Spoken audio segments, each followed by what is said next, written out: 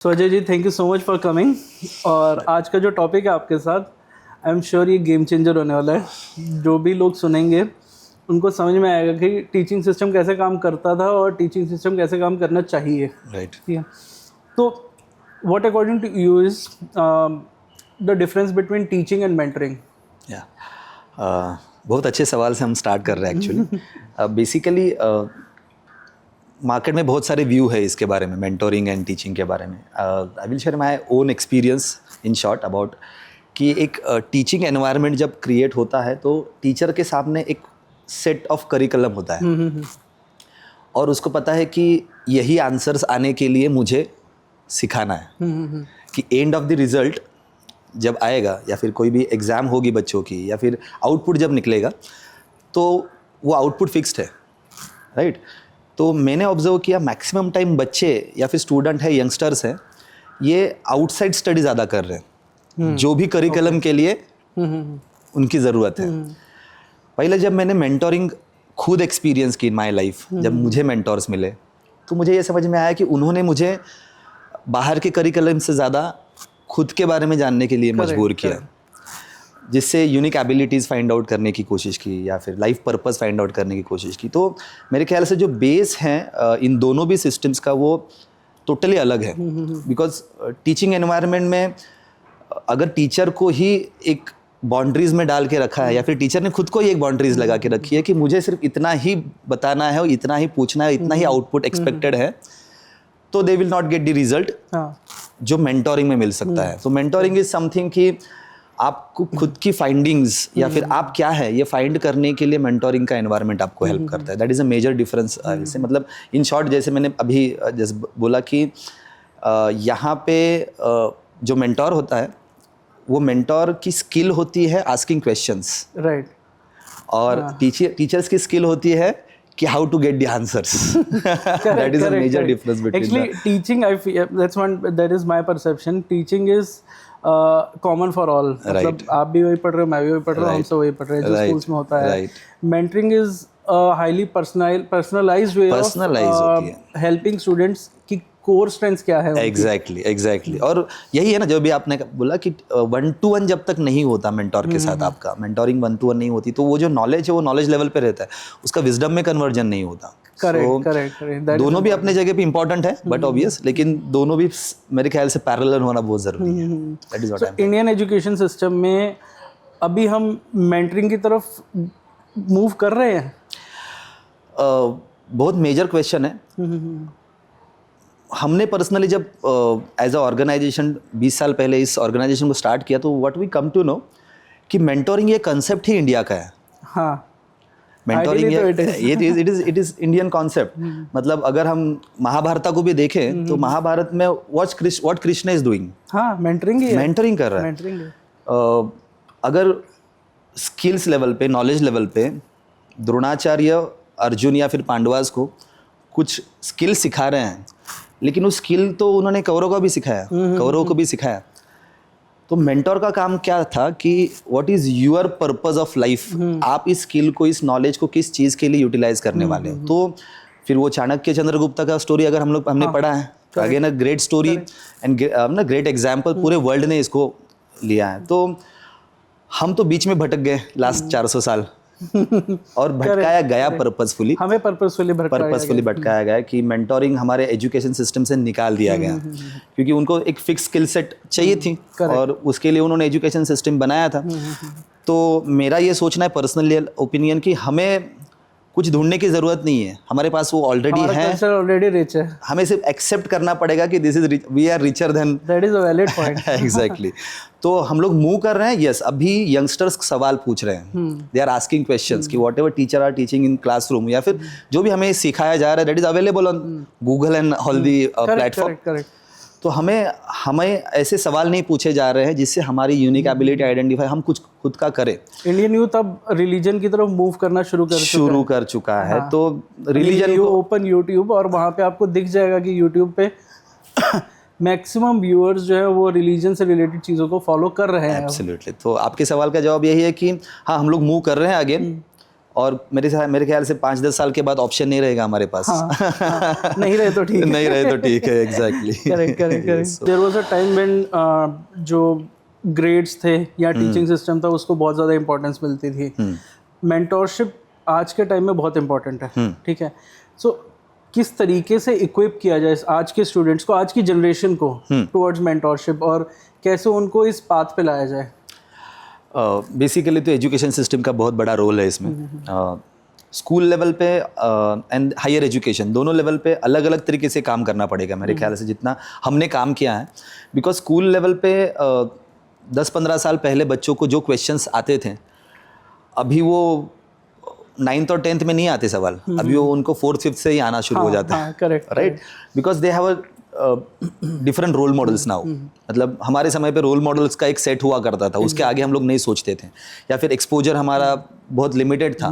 लेकिन अभी school level पे भी बहुत बड़ा एक्सपोजर है, बहुत ज़्यादा एक्सपोजर है from the different field of people. उनके साथ कनेक्ट होते हैं बच्चे, ऑनलाइन ऑफलाइन जैसे भी है। तो मेंटोरिंग वहाँ पे जो है एकेडमिक वाइज और स्किल वाइज साइमल्टेनियस होना बहुत ज़रूरी है। बहुत सारे स्किल डेवलपमेंट के ऑर्गेनाइजेशंस आज काम करना शुरू कर दिए इंडिया में, जो चाहते हैं कि स्कूल के बच्चों को भी प्रॉपर स्किल्स मिले। अनफॉर्चुनेटली स्कूल ओनर्स हो या टीचर्स हो, उनका जो विजन है टूवर्ड्स दिस इज़ लिमिटेड।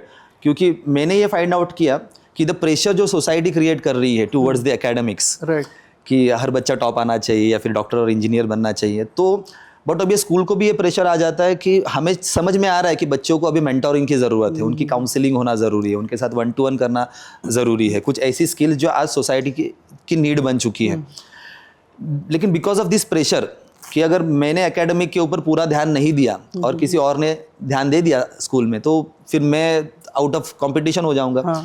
तो यहाँ पे मुझे लगता है कि स्कूलिंग सिस्टम को भी इक्विप होना पड़ेगा। कुछ लेवल पे CBSE बोर्ड्स हैं, ये थोड़ा लेवल पे काम कर रहे हैं कि mentoring. So do schools pay attention to it? Very rarely. जैसे मैंने कहा कि जब उनको सडनली याद आ जाता है कि बच्चे प्रेशर फील कर रहे हैं या फिर उनको ओपन अप होने के लिए प्लेटफॉर्म नहीं है, देन दे आर गेटिंग। मतलब एक क्लासरूम में अगर आप 50-60 बच्चों को बिठाओगे तो मेंटोरिंग करना हो ही नहीं पाएगा, इट्स डिफिकल्ट। तो कुछ इंटरनेशनल स्कूल से जो मैनेज कर पा रहे हैं थोड़े बहुत लेवल पे, लेकिन अगर हमारे स्कूल सिस्टम में टीचर्स को भी ट्रेन किया जाए इस पर्टिकुलर कॉन्सेप्ट को, कि apart from teaching the subjects, अगर आप बच्चों के लिए एक वीक में से एक दिन निकालते हैं जिसमें आप उनके साथ टाइम स्पेंड करें, तो मेंटोरिंग अच्छा हो सकता है और बहुत सारे इनोवेशंस निकल सकते हैं।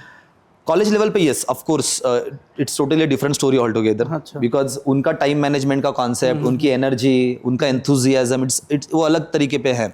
और वहाँ पे बहुत ज़्यादा स्कोप है मेरे ख्याल से इंडिया में। जैसे डॉक्टर APJ अब्दुल कलाम कहते थे कि हम लोग टॉप पे रहेंगे 2020 as per the population of youth. तो आज है हम लोग वहाँ पे। लेकिन अगर सेगमेंट सिलेक्ट करते समय ही मैं कौन से फील्ड में जाने वाला हूँ, या फिर मैं कौन से इंफ्रास्ट्रक्चर में जाके या फिर कौन से ऐसे फील्ड में जाके कंट्रीब्यूट करने वाला, most important word is a contribution. क्योंकि जैसे हमने थोड़ी देर पहले डिस्कस किया कि अगर मेरी पैशन नहीं है उसमें, तो फिर मैं कंट्रीब्यूट भी लिमिटेड लेवल पे कर पाऊंगा। तो ये मेंटोरिंग का बहुत इंपॉर्टेंट पार्ट है। तो कॉलेजेस को भी अपने लेवल पे ट्रेनिंग्स को इंक्लूड करना पड़ेगा, सिर्फ कैंपस इंटरव्यू के लिए ना बुलाते हुए कुछ ऐसी सिस्टम होनी चाहिए कि इंडस्ट्री के जो जीनियस हैं उनके साथ बच्चों को इंटरैक्ट रेगुलर लेवल पे करवाना चाहिए। तभी उनको पता चलेगा कि मार्केट में क्या चल रहा है, या फिर मेरे लिए रोल मॉडल कौन है। और जब तक रोल मॉडल नहीं मिलता तब तक मेंटोरिंग तो बहुत दूर की बात है मेरे ख्याल से। तो स्टूडेंट्स के लिए या जनरेशन के लिए सेल्फ असेसमेंट भी है कुछ? हाँ, क्योंकि I mean there may be scenarios, there may be cases कि उनको उस लेवल पे इंडस्ट्री एक्सपर्ट के साथ कनेक्ट नहीं करवाते, ठीक है, स्कूल्स तो नहीं करवाते, ठीक है, बट स्टूडेंट्स तो चाहते हैं करना, ठीक है। I mean me as a student, मैं आई डिड माई मतलब हमने साइंस ली, साइंस लेके I did my hotel management, and then as a marketer मैंने अपना करियर शुरू किया। सो इट्स टोटली डिफरेंट, तीन डिफरेंट सेगमेंट्स थे, राइट। अगर मेरे को उस टाइम पे किसी ने बताया होता तो शायद कुछ और करियर होता। एब्सोल्युटली, ठीक है। And that is the point कि स्कूल और कॉलेजेस हाउ एंड व्हाट के ऊपर फोकस कर रहे हैं, कैसे करना है और क्या करना है, बट रेयरली वही मेंटोर का रोल है कि आप क्यों कर रहे हो, your why must be clear, और वो व्हाई क्लियर ही नहीं हो रहा है up to the age of 15, 16, 17, 18, 19। कभी कभी पैसे का इंपॉर्टेंस दिखाया जा रहा है, भी कुछ चीज़ का इंपॉर्टेंस। तो मेंटोर यही काम करता है कि इंडिविजुअल का व्हाई आइडेंटिफाई करने में उसको हेल्प करता है। दैट्स व्हाई आई सेड कि mentor ask right questions eight right time. Right. What are the barriers towards adopting the right mentorship model? In our education system, our Indian education system बहुत बड़ा barrier ये है कि जो structure अभी हम लोग फॉलो कर रहे हैं, वो जैसे हमने स्टार्ट में कहा, इट्स नॉट आवर स्ट्रक्चर। जो गुरुकुल का स्ट्रक्चर हुआ करता था, जहाँ पे कितने भी स्टूडेंट हो, गुरु हर टीचर के हर स्टूडेंट के साथ 1-to-1 कर पाता था। हाँ.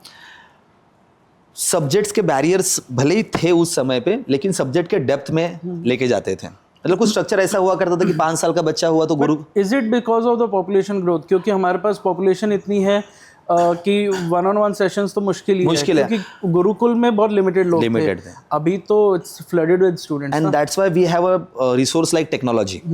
टेक्नोलॉजी का अगर राइट यूटिलाइजेशन हम कर पाते हैं तो मेरे ख्याल जैसे अभी now we are using the technology.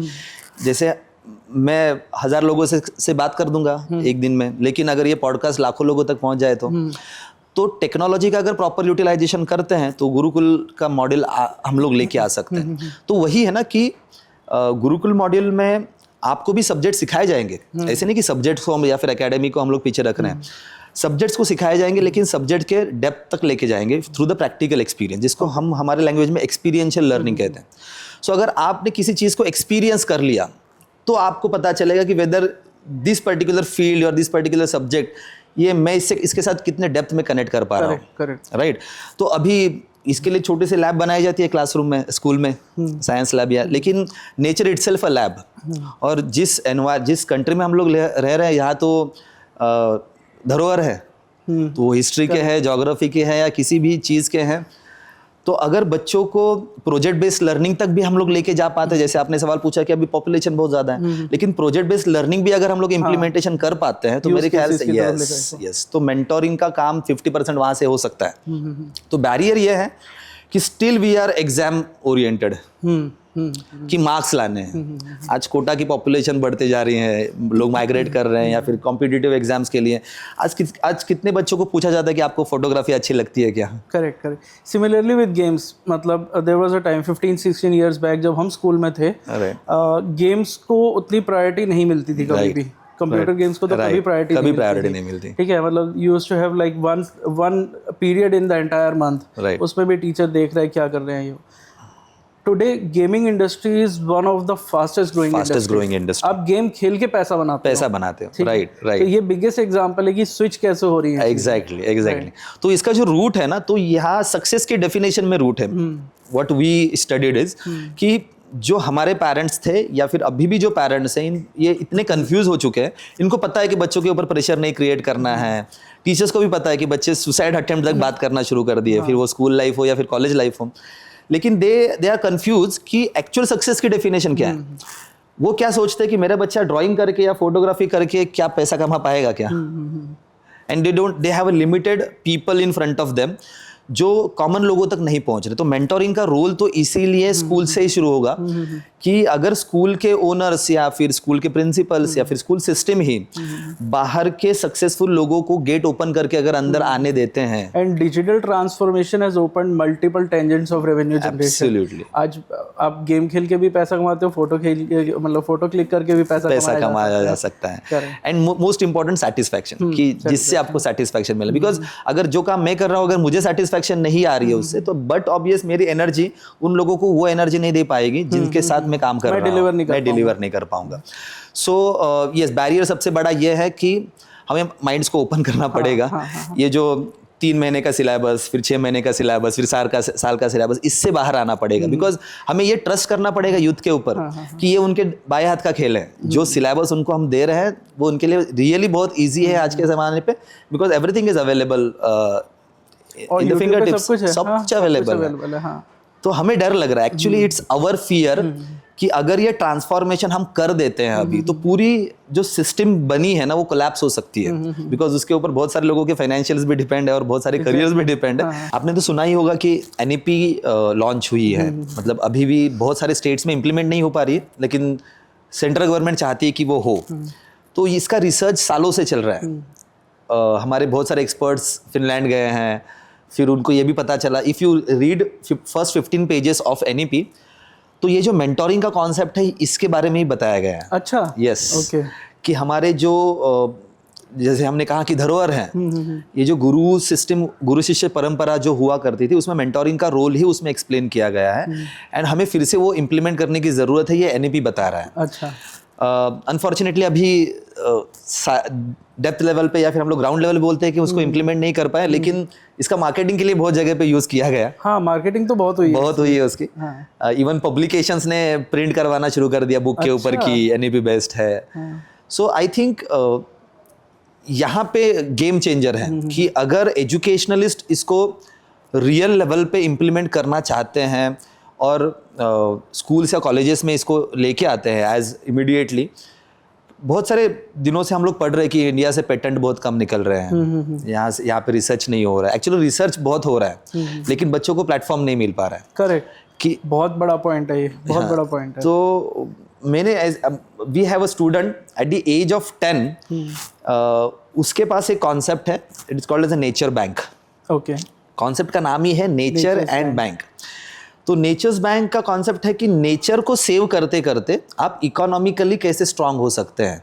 Wow, at the age of 10 अगर एक स्टूडेंट बैंकिंग सेगमेंट और नेचर एनवायरनमेंट से रिगार्डिंग ये दो सेगमेंट को बना के एक ऑर्गेनाइजेशन फॉर्म कर सकता है, तो इतनी बड़ी पॉपुलेशन में ऐसे कितने बच्चे होंगे। See the level of maturity. तो यहाँ पे मेंटोरिंग चाहिए कि वो सुने, कोई सुनने वाला चाहिए उनको कि सर मेरे दिमाग में ये चल रहा है, क्या हम लोग इसको इम्प्लीमेंट कर सकते हैं। करेक्ट। सो यहाँ पे मेरे ख्याल से स्कूल लेवल पे एंड कॉलेज लेवल पे we need to be very aggressive.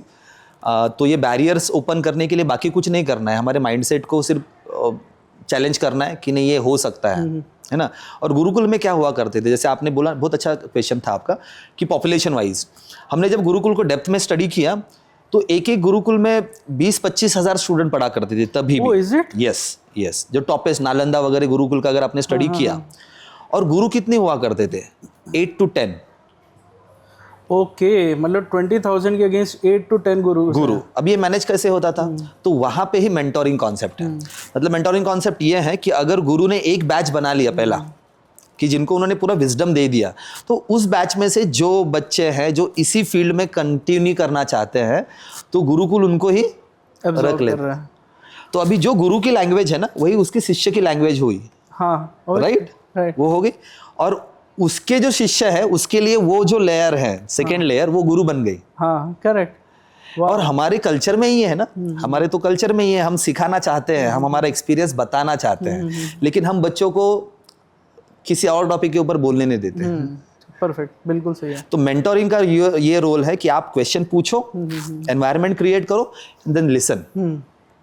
तो ये सुनने की आदत अगर हमने फिर से हमारे कल्चर, एजुकेशन कल्चर में डाल दी, तो मेरे ख्याल से मेंटोरिंग का काम आसान हो जाएगा। राइट। हमने गुरुज के बारे में आपने बताया मेरे को। इंडियन जो करंट सिनेरियो उसके हिसाब से if we talk about mentors, what are the traits of a good mentor? Very nice.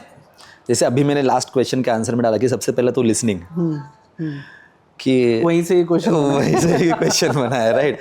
सो उसे वो बियॉन्ड दी वर्ड सुनने आना चाहिए। हाँ, read between the lines. Yes, exactly. क्योंकि क्या है, बहुत से यंगस्टर्स को हमने देखा है कि उनके दिमाग में बहुत बड़े बड़े कॉन्सेप्ट होते हैं, लेकिन they don't get the right words to express. Correct. तो मेंटोर वो होता है जो घड़ी देख के आपके साथ मेंटोरिंग नहीं करेगा। हाँ, ये बहुत बड़ी चीज़ है। हाँ, वो आपके साथ 24 आवर्स है। मुझे अगर मेरे मेंटोर्स को के बारे में बताऊं, मुझे अगर रात को 2 बजे कुछ आइडिया आई दिमाग में, तो मैं उनको 2 बजे मैसेज कर सकता हूँ या फिर कॉल कर सकता हूँ, he is available to listen. लेकिन उनका काम क्या है, फिर वो जो भी मैंने बताया है वो उसको अच्छी तरीके से सुन लेते हैं, उनके माइंड में प्रोसेस कर लेते हैं और एक अच्छा सवाल थ्रो कर देते हैं अगेन। हाँ, करेक्ट। कि अभी हाँ, ये लेवल पे तो ये परफेक्ट हो गया, अभी इसको ये लेवल पे लेके जाने के लिए these are maybe the barriers, तो अभी इसके ऊपर सोच। तो यहाँ पे जो अल्बर्ट आइंस्टाइन बोल के गए हैं कि हमारी एजुकेशन सिस्टम सब कुछ सिखाती है, पूरे वर्ल्ड के बारे में बोला उन्होंने, ऐसे नहीं कि इंडिया के बारे में बोला, लेकिन एक चीज नहीं सिखाती, that is how to think. हाँ, सोचना कैसे है। तो मेंटोर की सबसे बड़ी जो क्वालिटी है वो listening, asking right questions eight right time और सोचने के ऊपर मजबूर करना, ये एक पार्ट हो गया। लेकिन सेकंड ऑफ कोर्स वो उसके फील्ड में उसका एक्सपीरियंस होना बहुत ज़रूरी है। मतलब एक ज़माना ऐसा था कि मेंटरशिप लिया करते थे, तो मेंटर मेरे ख्याल से दो तरीके के हैं। एक उस पर्टिकुलर फील्ड से बिलोंग करने वाले, जैसे फॉर एग्जाम्पल अब ये इंडस्ट्री है तो इस इंडस्ट्री में कोई बंदा है जो 20, 25, 30 साल सर्व कर रहा है, कंट्रीब्यूट कर रहा है, राइट, एकदम दिल से काम कर रहा है। तो अगर मुझे उस फील्ड में कुछ करना है एज ए यंगस्टर, तो ये वो मेरा मेंटोर बन सकता है, can become my mentor. Because उसको, क्योंकि मैं जब उससे पहला इंटरव्यू करूंगा ना, अगर वो जेन्युइन मेंटोर है ना, जेन्युइन मेंटोर, जो मैंने मेंटोरशिप के ऊपर जब जितने भी लोगों से मैंने खुद इंटरेक्ट किया, तो जेन्युइन मेंटोर्स है ना, पहले आधे घंटे में आपको 10 वो चीज़ें बताएंगे जो आपको नहीं करनी है। हाँ, परफेक्ट, ठीक है कि ये 10 चीज़ें मत करो, हाँ, बाकी सब कुछ करो। बिकॉज वो चाहते हैं कि ये करते हुए हमने जो एक्सपीरियंस लिया और उसके वजह से हमारा जो टाइम, एफर्ट्स, मनी जो भी है, वो रिसोर्सेज जो वेस्ट गए बिकॉज ऑफ दिस 10 थिंग्स, ज़रूरत नहीं है कि आप भी उसमें वो डालो। हाँ, ऑफ कोर्स अपना एक्सपीरियंस लेने के लिए आपको एक्सपीरियंस तो लेना ही है, लेकिन ये 10 चीज़ें मत करो, ये क्लियरली बताने वाला मेंटोर चाहिए। मेंटोर मुंह पे बताए कि कहाँ पे गलती कर रहे हो। हाँ, हाँ, वो क्वालिटी, जैसे चाणक्य के बारे में अगर हम हमेशा देखें तो चंद्रगुप्त को ट्रेन करने की उनकी जो मेथोडोलॉजी थी, वो स्ट्रेट फॉरवर्ड बता देते थे कि दिस इज टोटली रॉन्ग, ये नहीं करना है, दिस इज नॉट अलाउड। तो ये बहुत ज़रूरी है आज के ज़माने में, बिकॉज सामने वाला मुझे एक्सेप्ट करे, इसीलिए मुझे अच्छे शब्द बोलना है या फिर अच्छी लैंग्वेज में बात करनी है, देन आई विल से कि is not right mentor. Correct. Okay, से फॉर एग्जांपल हमारे पास जनरल स्टेटमेंट है फॉर एनी स्टूडेंट और फॉर एनी यंगस्टर, हमारी एज के या हमसे छोटी एज के, कुछ ऐसे पॉइंट्स हैं जो उनको जनरली नहीं करने चाहिए। Are there any set of points जो जिन पे आज के जनरल यूथ को ध्यान रखना चाहिए? वेरी नाइस, बहुत अच्छा सवाल है actually, it's a beautiful question. जैसे अभी हमने बोला कि मेंटर पहले ये बता दे कि क्या न मत करो। एग्जैक्टली। सो जब आप लाइफ को, स्कूल लाइफ में हो या फिर कॉलेज लाइफ में हो, बट ऑब्वियस आपके सामने बहुत सारे अट्रैक्शंस आते हैं फोमो के फॉर्मेट में। हाँ, बिल्कुल आते हैं, राइट। मुझे लगता है कि अगर मैं अभी नहीं करूँगा तो मैं मिस कर दूंगा, फियर ऑफ मिसिंग आउट जो होता है, राइट। अब ये फियर ऑफ मिसिंग आउट में यंगस्टर्स क्या कर देते हैं, वो चीज़ें करना शुरू कर देते हैं जो उनके लाइफ पर्पस का पार्ट नहीं है या फिर जो उनके प्लान का पार्ट नहीं है। तो पहले तो मैं ये कहूँगा कि किसी भी एक्शंस को क्वाड्रेंट में डालने के लिए, वो अर्जेंट एंड इंपॉर्टेंट एक्शन, बहुत से समय पे मैं देखता हूँ इंडियन यूथ को, फिर वो गेमिफिकेशन हो या फिर कोई भी चीज़ हो, इमरजेंसी क्रिएट करके प्रेजेंट की जाती है चीज़ें। हाँ, कि अभी नहीं करोगे ना तो फिर खत्म हो गया। करेक्ट। और फिर उस जल्दी में वो जो चीज़ें एक्शंस लेते हैं उसमें बहुत बड़ी मिस्टेक्स कर देते हैं। तो मेरे ख्याल से कि कोई भी एक्शंस करनी है नहीं करनी है, मेरे जो गोल्स हैं वो फिर एंटरटेनमेंट का भी गोल हो सकता है। हाँ, परफेक्ट, राइट ना, वो मेरा एजुकेशन का गोल हो सकता है, वो मेरे फैमिली गोल हो सकता है। तो जो भी एक्शंस में मुझे लेने के लिए उकसाया जा रहा है, वो पर्टिकुलर एक्शन मेरे किसी गोल से शॉर्ट टर्म, मिड टर्म या लॉन्ग टर्म कनेक्टेड है क्या, ये इतना सवाल पूछना है मुझे। That is a part of self assessment. Yes, that is a part of self assessment. तो मैं हमेशा यंगस्टर्स को बोलता हूँ कि रात को सोने से पहले, मेरे मेंटर ने मुझे बताया था 15 साल पहले कि 2 सवाल खुद को पूछो कि आज कौन सी ऐसी चीज है जो अच्छी की मैंने या मेरे साथ अच्छी हुई, एंड कौन सी ऐसी चीज है जो आज हुई मैं फिर से होने नहीं दूंगा।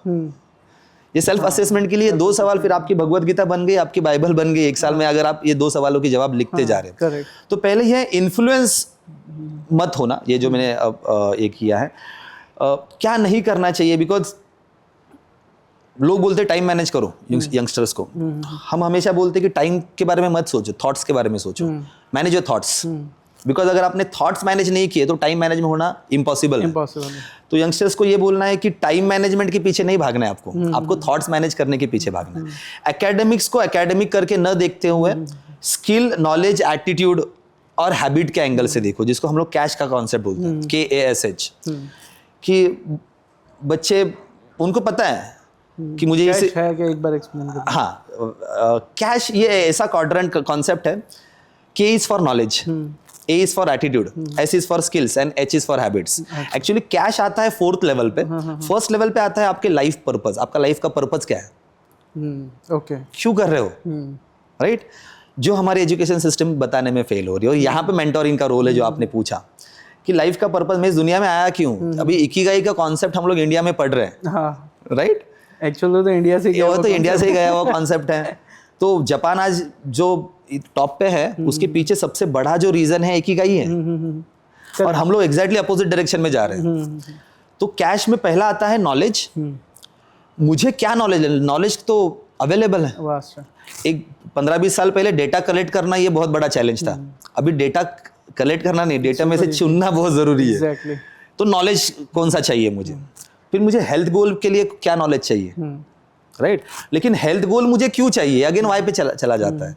ए इज फॉर, के बाद ए आता है, ए इज फॉर एटीट्यूड, मुझे कौन सा एटीट्यूड एक्वायर करना है, विच काइंड ऑफ एटीट्यूड मेरे लिए ज़रूरी है, as per my aspirations, as per my goals, है ना। फिर आते हैं स्किल्स, कौन से स्किल सेट्स के ऊपर मुझे काम करना है। एंड लास्ट जो बड़े बड़े लीडर्स बता के गए कि habits, H is for habits. तो एक कैश का क्वाड्रेंट आपका जब बन जाए ना, तो आपको मेंटोर सिलेक्ट करने में और आसानी जाती है, बिकॉज जिन्होंने ये कैश ऑलरेडी आइडेंटिफाई करके एक्वायर की है, अगर मैं उनके साथ मेंटोरिंग के लिए बैठता हूँ, it is going to be very easy for me. So मेरे ख्याल से रोल मॉडल सिलेक्ट करने के लिए थोड़ा टाइम लो। जैसे आपने सवाल पूछा था कि कौन सी चीज़ों के ऊपर नहीं करनी चाहिए या फिर केयर, तो जल्दी में डिसीजन मत लो। डिसीजन लेने से पहले एक ये सवाल तो पूछो कि is this action is connected with my short term, mid term और any type of goal. Influence होने के वजह से बजाय आइडेंटिफाई करो कि is a right mentor for me और राइट एनवायरनमेंट फॉर मी।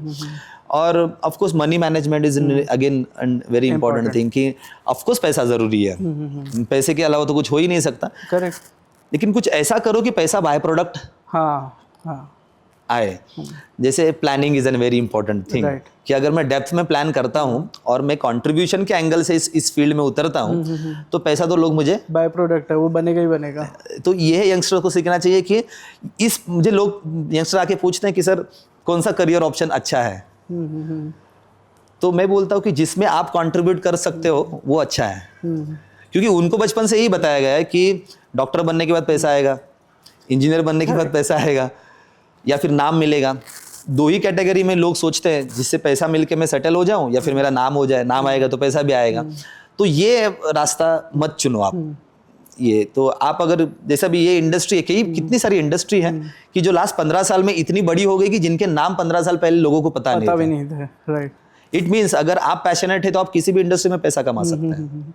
हाँ, इट्स ऑब्वियस, मतलब you run behind money, money will run away from you. Absolutely. But if you'll start following your passion, money will come after you. मेरे guide ने, मेरे mentor ने एक अच्छा metaphor दिया था इसके ऊपर, जो इस क्वेश्चन को क्लोज करने के लिए अच्छा है कि मैंने उनसे फ्रस्ट्रेट होकर यही पूछा था कि सर मैं लोगों को इतना बता रहा हूँ गला फाड़ के कि अरे ऐसा मत, लोग क्यों नहीं सुन रहे, वाई? मतलब मैं जाता हूँ तो वैसे भी तो तभी तो मैं फ्री में देता था सर्विस, काउंसलिंग और मेंटोरिंग की।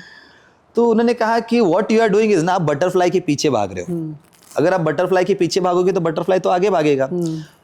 तो सोचो इसके ऊपर क्या कर सकते हैं। अगेन मेंटोरिंग, तो मैं रात भर सोया नहीं कि एग्जैक्टली क्या बताना चाहते थे। तो सुबह जाग के मुझे पता चला कि उनको मुझे ये बताना था कि आप गार्डन प्रिपेयर करने के ऊपर काम करो। इतना ब्यूटीफुल गार्डन बनाओ कि बटरफ्लाई बाय प्रोडक्ट खुद आ जाए। तो वैल्यू कंट्रीब्यूशन के ऊपर इतना फोकस करो कि आपको सेल्स एंड मार्केटिंग के पीछे भागने की जरूरत न पड़े, people will come. Right, exactly.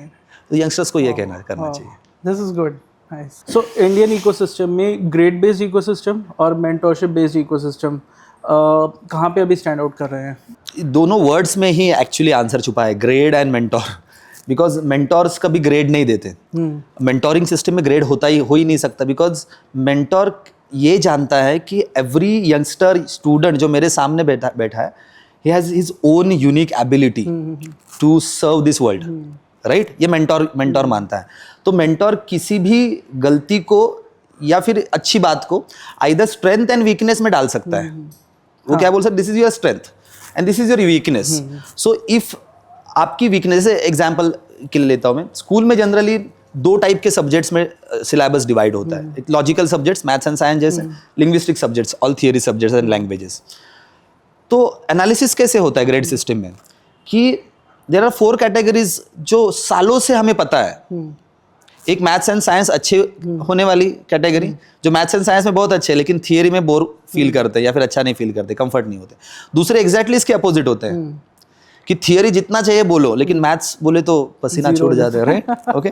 तीसरी कैटेगरी जो स्टूडेंट टीचर्स के बहुत फेवरेट होते हैं, ऑल दी सब्जेक्ट्स में अच्छे करने वाले। एंड फोर्थ कैटेगरी जिसको क्लासरूम से बाहर निकाला जाता है लेकिन वो स्पोर्ट्स में अच्छे होते हैं या फिर आर्ट में अच्छे होते हैं या फिर लीडरशिप में। बैक बेंचर, यस, वही आगे जाके मैक्सिमम बिजनेसमैन बनते हैं। और इन सारे कैटेगरी को अपने ऑप्शन नहीं होता। यस। और फिर वो ट्रेजेडी देखो वही होती है कि वो जो आईक्यू अच्छे वाले बच्चे हैं जिनका maths and science and theory अच्छे हैं, वो इनके हाथ के नीचे जॉब करते हैं, ऐसी जगह जॉब करते हैं। करेक्ट। कि जो बैक बेंचर्स ने बिजनेस स्टार्ट किया है।